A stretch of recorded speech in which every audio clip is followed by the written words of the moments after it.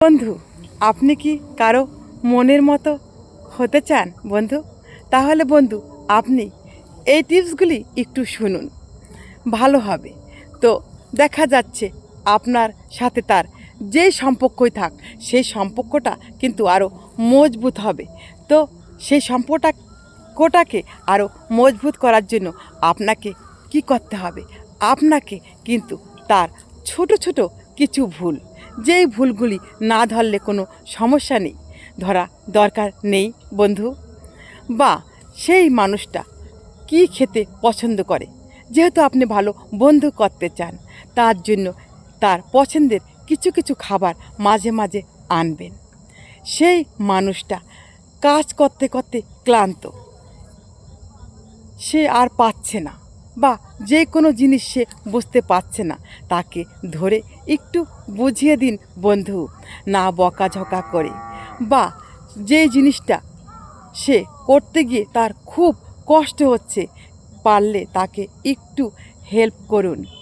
এইভাবে যদি আপনি করতে থাকেন, দেখবেন সে কিন্তু আপনার মনের মধ্যে ঢুকে যাবে, আপনাকে খুব পছন্দ করবে, সেটা হোক যে সম্পর্কই।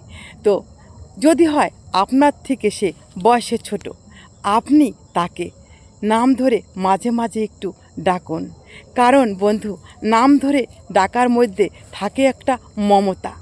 যেই ব্যক্তিকে আপনি নাম ধরে ডাকবেন, সেই ব্যক্তি যদি সঠিক ব্যক্তি হয়, তাহলে সে খুশি হবে, আর আপনার ডাকে সে মমতায় ভরে যাবে।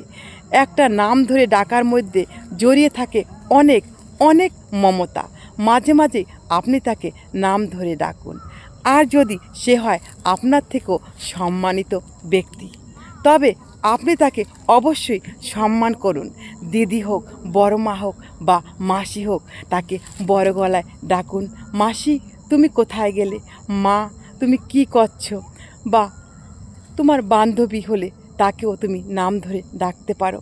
এরকম মধুর সুরে যদি তুমি সম্পর্কটা গড়ে তোলো, দেখবে সেই সম্পর্কটা আরও বেশি মজবুত হবে। করে দেখো।